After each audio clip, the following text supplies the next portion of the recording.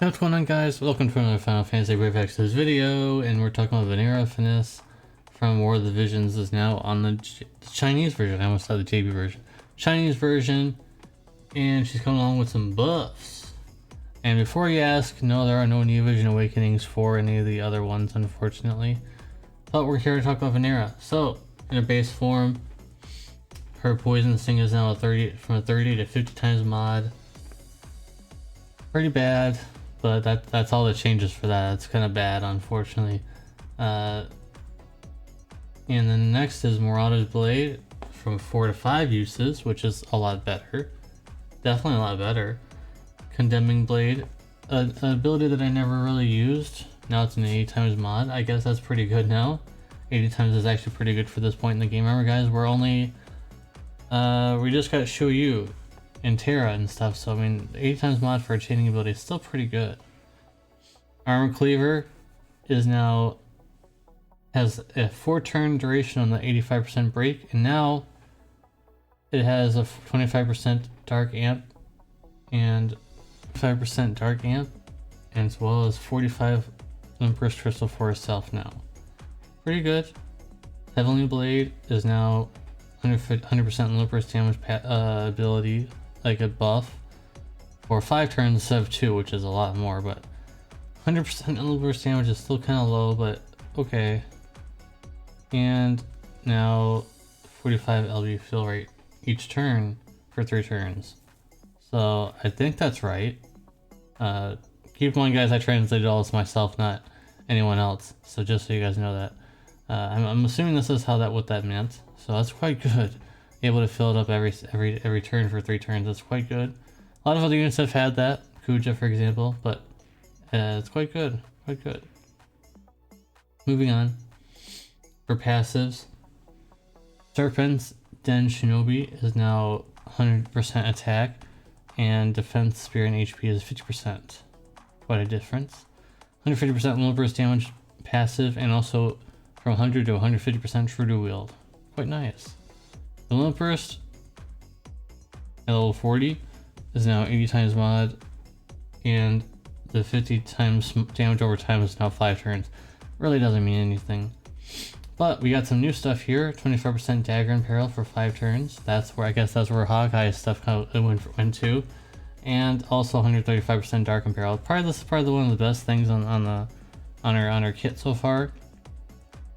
The other things were pretty decent, but this is the best. I think this is the best so far. 24% dark dagger and peril is quite good, and also 135% dark and peril, quite nice, quite nice. So already pretty good.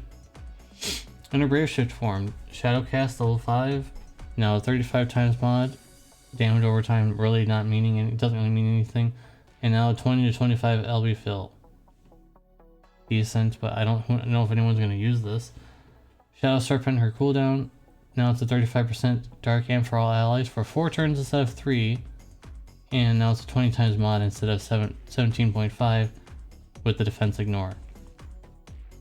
Maneater, Man-Eating Dagger is now 3 uses per battle, and instead of 2 turns for the 300% low burst damage, it's 3 turns instead of 2. Pretty good. More often you can get that low burst damage going, so that's pretty good. And finally, still in a Brave Shift on the passives, just one passive here. It is Dark Shadow, 100% Berserk resistance. That's the second unit to ever have Berserk resistance, so that's quite good. And 150% Undead Killer, quite nice. Unfortunately, that's the only passive that she got changed. So, and also unfortunately, her Limit Burst, all it does is just change it to 100 times mod from 85 times to 100 times. A little disappointing because I thought it would be a little bit better than this. Because we just got Shoryu, and her modifier is pretty crazy, so okay. For heals, TMR, the accessory, is now 280 HP, 50 attack, and 17 defense. With 30% human killer, the 25% evasion is still there, but I don't really add anything that's not already there, guys, so just in case you know that. And her STMR is now basically a slightly weaker version of Sora's, because now it's 80% attack, but only 65% limit burst damage. So it is what it is. Oh yeah, by the way, they never got Kingdom Hearts 3 collaboration. So that's also it is what it is. They basically gave away all 3 of the rescue Mars in a raffle type thing that's on the Chinese version. So they never came. Oh well. Vision card is now 125 attack from 110 at level 10, and also the level 10 passive is now changed from War of the Visions and FFBE to Vinera only, 750 attack and also 100% human killer. I think this is a nerf because there's a lot of FFBE units that would like to have that 50% human killer, but now it's only for her, and she's really not. I don't know. I think this is a nerf overall. It's good for her for sure, but it's only good for her.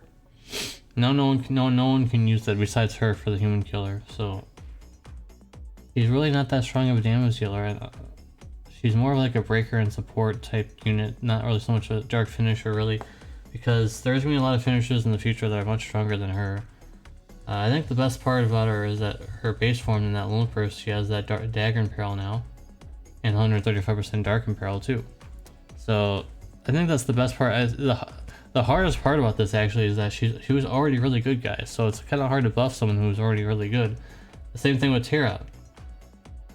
There weren't very many Terra buffs. In fact, I didn't make a video on it because there was no real buffs other than her STMR got buffed. That's about it. So it's kind of hard to make a Terra buff video because there really wasn't much changes.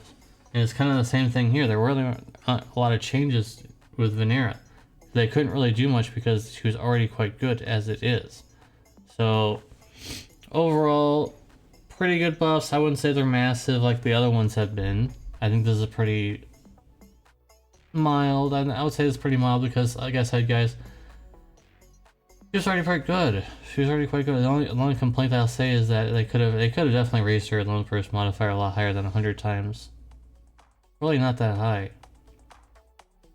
Yeah, she can get 300% Lone Purse damage buff, but big deal. If the modifier of her Lone Purse isn't really not that high, and if you're not dual wielding daggers, like you'd have to basically use her Lone Purse in her base form and then shift over and use her Lone. I mean, I guess you could do that now with that ability, that cooldown that gives you Lone Purse. That's how that works. If that's how that works, you get Lone Purse crystals each turn for 3 turns. I guess you could use it and then shift over and then use the other Lone Burst. Then you'd be probably doing about as much damage as other finishers, because if you're dual wielding daggers and you're fighting an enemy that you have 300% killers for and you have 300% Lone Burst damage, I think you would do as much damage as other finishers in the game. Probably not much. Probably not as much as Terra though, but probably considerably stronger. Probably one of the strongest finishers in the game for physical damage, if you can do those things. And so that's it.